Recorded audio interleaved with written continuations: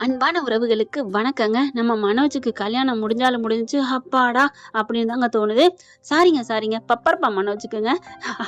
விட்டுட்டேங்க அந்த பேர. ஆனா இனிமே சொல்ல வேண்டிய அவசியம் இல்லன்னு நெனைக்கிறேன். ஏன்னா, இப்பதான் கல்யாணம் முடிஞ்சிருச்சே! பணக்காரன்னு ஆகப் போறாரே! ஆ இல்லங்க. இன்னும் பணக்காரன் ஆகல. அந்த அம்மா தான், இப்பலாம் முடியாதுன்னு சொல்லிட்டாங்க இல்லையா? ஃபர்ஸ்ட் நைட் முடிஞ்சா தான் பணம் அப்படின்ட்டாங்க. அதனால இவரு பம்மிக்கிட்டே வீட்டுக்கு வந்துர்றாங்க. வீட்டுக்கு வந்ததுக்கப்புறம் எல்லாரும் பேசுறாங்க. ஆனா திருன்னு மனோஜ் முழிக்கிறாங்க. என்ன பண்றது? ஏது பண்றதுன்னு தெரியாம ரோகிணி என்ன பண்றாங்க? கால் பண்றாங்க மனோஜுக்கு. "பணம் ரெடியா?" அப்படின்னு கேட்குறாங்க. "பணம் தருவேன். உனக்கு தான் தர்றேன்னு சொல்லிட்டேன்ல. நீ தான் கையெழுத்து போடுறேன்னு சொல்லிட்டல்ல. அப்புறம் என்ன ஓயாம கேட்குற? இங்க பாரு அதெல்லாம் முடியாது. எனக்கு சீக்கிரம் குடு.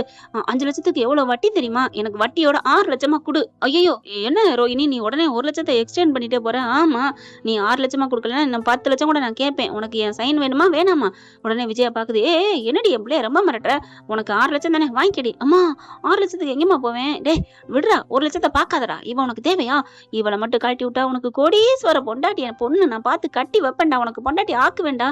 ஆ ஆமாம்மா அது என்னமோ கரெக்ட் தான் அப்படிங்கிறாங்க. இங்க பார் உனக்கு நான் பணம் தந்துடுறேன் அப்படிங்கிறாங்க. இங்க பாரு நீ பணம் குடுக்கல அப்புறம் நான் என்ன பண்ணுவேன்னு எனக்கே தெரியாது அப்படின்னு சொல்லிட்டு ரோகிணி வைக்குது. எனக்கு ஒண்ணு புரியலங்க. விஜயா கழுத்துல நகையா போட்டிருக்கு. அது எப்படியும் ஒரு 5, 6 பவுன் இருக்கும். கையில வளையல் போட்டிருக்கு. அது எப்படியும் ஒரு 5 பவுன் இருக்கும்.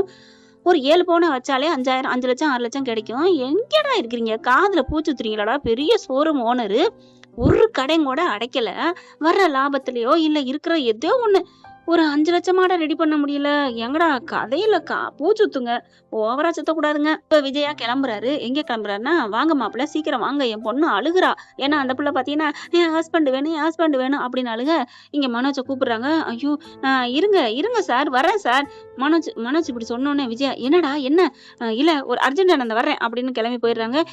டேய் என்னடா சமைச்சு கேட்டோம்? "ஒண்ணும் வேணாம். நான் வெளில சமைச்சுறேன். வெளில சாப்பிட்டுக்கிறேன்" அப்படின்ட்டு பறந்துகிட்டு ஓடுறாரு. விஜயா பாக்குது. என்ன இவன் காலையிலேருந்து நேத்துலேருந்து சரியில்லையே அப்படின்னு புலம்புறாங்க.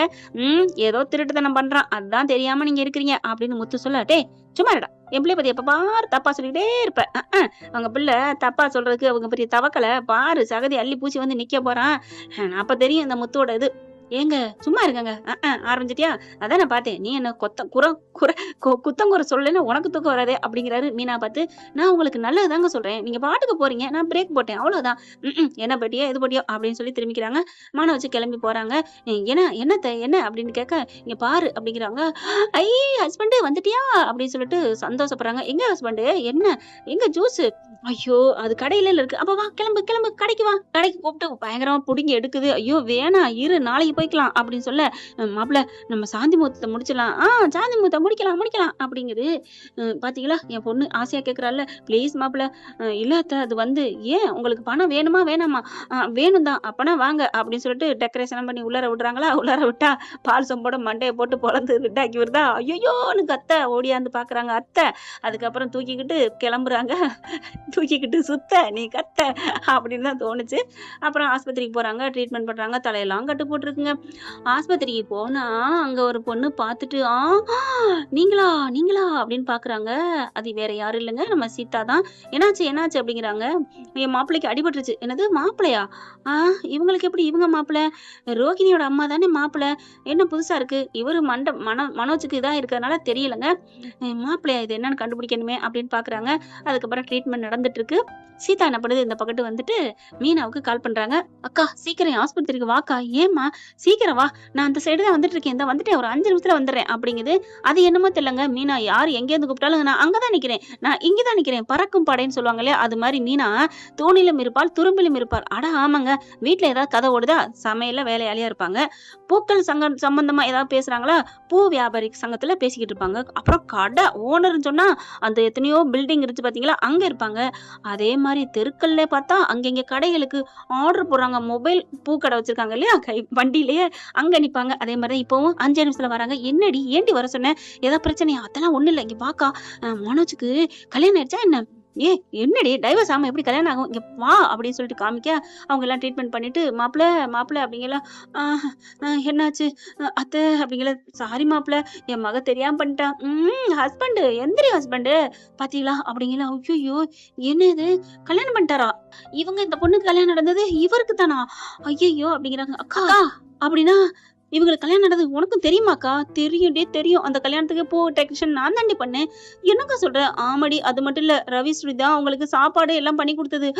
என்னடி? ஆமா, அது மட்டும் இல்ல, இன்னொரு ஹைலைட் இருக்கு. என்ன? ரோஹிணி தாண்டி மேக்கப் பண்ணுச்சு.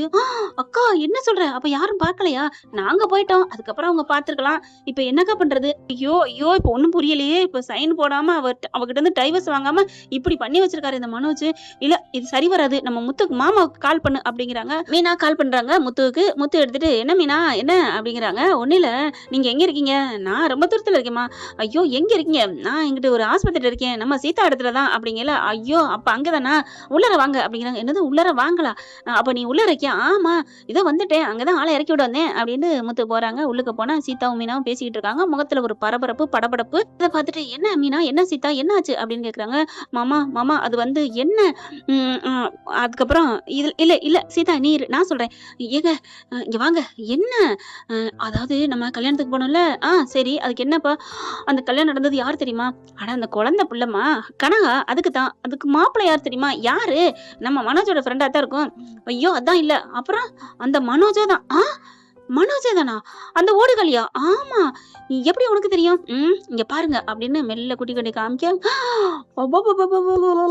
அடிக்கிறாரு. மீனா, என்ன மீனா, இவன் சரியான கில்லாடியா இருப்பான் போலக்கே. அம்மா பிள்ளைன்னு சொல்லிட்டு அம்மாவுக்கு அடியில ஆப்பு வச்சுட்டானே.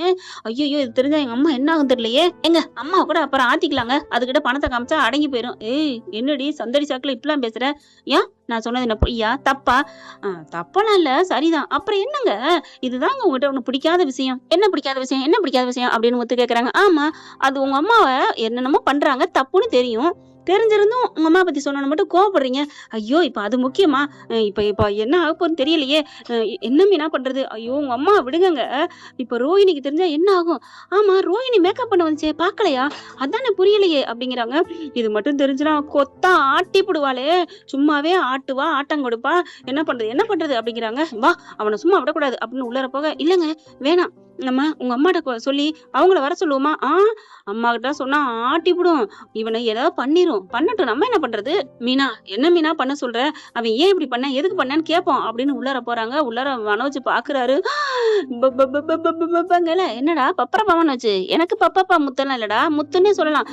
இல்ல இல்ல, அது வந்து அப்படிங்கிறாங்க. சி, என்னடா இப்படிப்பட்ட ஒரு காரியம் பண்ணிருக்க தம்பி? இல்ல, அது வந்து அவங்க கனகா அம்மா. கனகா வந்துட்டு, சார் எனக்கு ஜூஸ் வாங்கிட்டு வந்தீங்களா? அவங்ககிட்ட மட்டும் அமைதியா பேசுறாரு. இல்லம்மா தங்கச்சி, நீ இந்த மீனா கூட நிக்கிறியா? ஓகே அப்படிங்கல. மீனா முத்துவ பாக்குது. ஏன், அது எனக்கு அக்கா, நான் தங்கச்சி, நான் அக்கா, அது எனக்கு தங்கச்சியா அப்படிங்கல.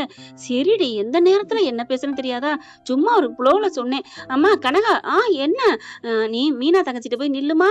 ஓகே, மீனா தங்கச்சி அப்படிங்கல. மீனாவுக்கு சிரிப்பு வருது இல்லையா? நமக்கு தான் சிரிப்பு வருது. அதுக்கப்புறம் கைய பிடிச்சுக்கிறாங்க. பக்கத்துல வாராரு முத்து. டேய், என்னடா காரியம் பண்ணி வச்சிருக்க? டேய் முத்து, என்ன மன்னிச்சிருடா. எதுக்குடா மன்னிக்க சொல்ற? நான் தெரியாம கல்யாணம் பண்ணிட்டேன், அதுக்கு தான். தெரியாம கல்யாணம் பண்ணிட்டியா, வீட்டுக்கு தெரியாம கல்யாணம் பண்ணிட்டியா? எதுக்கு சொல்ற? ரெண்டுக்கும் தான் அப்படிங்கிறாங்க. எப்படி அப்படி ஒரு காரியம் பண்ண? அம்மா மேல உயிரை வச்சிருக்குடா. வச்சிருக்குதான், எனக்கு தெரியும். ஆனாலும் அப்படிங்கிறாங்க. இப்ப அம்மாவுக்கு தெரிஞ்சா என்ன ஆகும் அப்படின்னு இப்படி திரும்புறாரு, யதார்த்தமா திரும்புறாரு. டேய் முத்து, சொல்லிடாதடா அப்படின்னு கைய பிடிக்க. டேய், ஏன்டா இப்ப எந்திரிக்கிற படக்குன்னு? படுறா, அடிபட்டு இருக்கு தலையெல்லாம். நான் போய் அம்மாட்டெல்லாம் சொல்லுவேனா? உன்கிட்ட கேட்டுட்டு சொல்லலான்னு தான் இருக்கோம்.